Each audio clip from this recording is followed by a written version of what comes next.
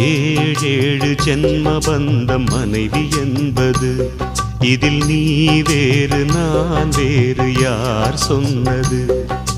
கல்யாணமே ஒரு தெய்வீகமே, சம்சாரமே அதன் சந்தோஷமே, ஒரு வான் நிலவும் பிரிந்து வாழுமா? ஏழேழு ஜென்ம பந்தம் மனைவி என்பது, இதில் நீ வேறு நான் வேறு யார் சொன்னது?